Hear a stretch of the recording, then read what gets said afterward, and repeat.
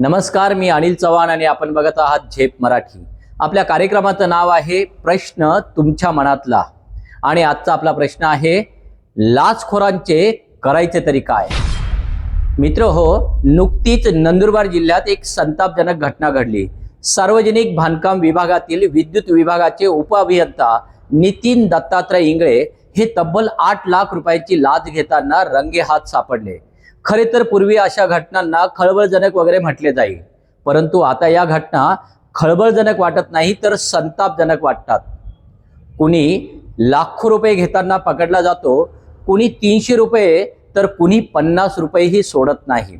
रक्कम लहान की मोठी हा मुद्दाच नाही, लाच ही लाचच असते आणि गुन्हा तो गुन्हाच असतो। कारण एकीकडे जीवघेणी स्पर्धा असून असंख्य शिक्षित उच्च शिक्षित तरुण मंडळी नोकरीसाठी जंगजंग पछाडले जात आहेत, दुसरीकडे सरकारी नोकरी मिळालेले आणि गडगंज पगार कमवणारे अधिकारी कर्मचारी लाच घेतल्याशिवाय काम करत नाही असं दिसतंय। अर्थात जे प्रामाणिकपणे काम करतात, कर्तव्य बजावताय त्यांचं कौतुकच आहे, पण तोंडाला रक्त लागलेल्या लाचखोरांचं काय? जनतेच्या घामाच्या पैशावर पगार घेणारे लाचखोर अधिकारी आणि त्यांच्या हातात हात घालून बसलेले कारभारी हे केवळ भ्रष्ट नाहीत, तर ते समाजाचे शत्रू आहेत।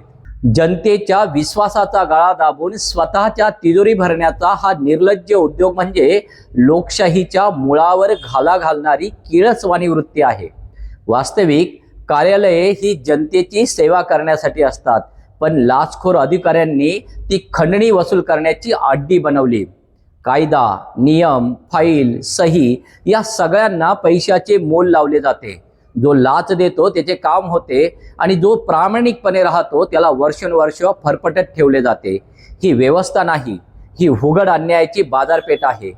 इथे नफा तोटा बघितला जातो, जो जास्त बोली लावेल त्याचा माल विकला जातोय। काही कारभारी तर या भ्रष्ट साखळीचे दलाल झालेत। ते सत्तेच्या सावलीत बसून अधिकारी बदलतात, आपल्या मर्जीतील अधिकारी हव्या त्या खुर्चीवर बसवतात, निर्णय विकतात, जनतेच्या भवितव्याचा सौदा करतात। अत्र तत्र सर्वत्र हेच तर चाललंय।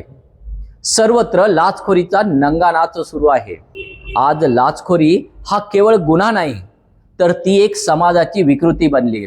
स्वतःच्या पोटाला चिमटा देऊन मुलांना शिकवणाऱ्या बापाकडून मुलाच्या दाखल्यांसाठी लाच मागितली जाते। विधवेला तिच्या आधारासाठी मिळणाऱ्या सानुग्रह रकमेवर डोळा ठेवला जातो। रक्ताचे पाणी करून शेती फुलवणाऱ्या शेतकऱ्याला जेव्हा निसर्गाचा फटका बसतो, तेव्हा केवळ त्याच्या शेतात पाणी जात नाही, तर त्याच्या सर्व स्वप्नांवरच पाणी फिरते। आणि हाच शेतकरी सरकारकडून मिळणाऱ्या तुटपुंज्या मोबदल्यासाठी झगडतो, तेव्हा त्याच्या घासभर मोबदल्यात वाटा पाडणाऱ्या लाचखोर प्रवृत्तीची मग अक्षरशः दया येते। असे वाटते तिथेच त्यांना तुडवून काढावे। पण आम्ही कायदा मानणारी, संविधान मानणारी जमात आहोत। कायदा हातात घेण्यापेक्षा लोक आता पुढे येऊन कायद्याने त्यांना धडा शिकवू लागलेत, लाचखोरांबद्दल तक्रार करण्याची हिंमत दाखवू लागलेत। ही बाब आशादायी असली तरी पूर्णतः समाधानाची नाही, कारण तक्रारदारांची संख्या अजून वाढली पाहिजे। खरे तर मी लाच घेणार नाही हे जसे महत्त्वाचे आहे, तसे मी लाच देणार नाही हेही तितकेच महत्त्वाचे आहे, हे प्रत्येकाने ठरवलं पाहिजे। या अशा धडक कारवाया करणारे लाचलुचपत प्रतिबंधक विभागाच्या अधिकाऱ्यांचे देखील कौतुक व्हायला हवे। कुणाच्याही दबावाला बळी न पडता ते लोकसेवेच्या मुखवट्याआड दडलेले खरे चेहरे उघड करताय म्हणून। लाचखोरांचे काय होते हो?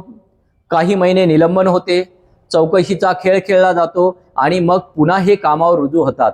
कदाचित यामुळेच ही प्रवृत्ती अधिकाधिक दृढ होताना दिसते आहे। मग आता प्रश्न उरतो तो अशा लाचखोरांचं केवळ निलंबन पुरेसं आहे का, की त्यांना सेवेतून कायमस्वरूपी हाकलून त्यांची संपत्ती जप्त करून त्यांना समाजासमोर उघड पाडण्याची गरज आहे?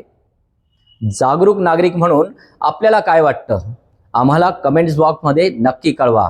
हा व्हिडिओ आवडला असल्यास लाईक करा, शेअर करा आणि हो, तुमच्या मनातल्या प्रश्नांना वाट मोकळी करून देण्यासाठी झेप मराठीला अवश्य सबस्क्राईब करा। अशाच वेगळ्या आणि ताज्या बातम्यांसाठी पाहत रहा झेप मराठी, आरसा महाराष्ट्राचा। संपादक प्राध्यापक अनिल चव्हाण, धुळे।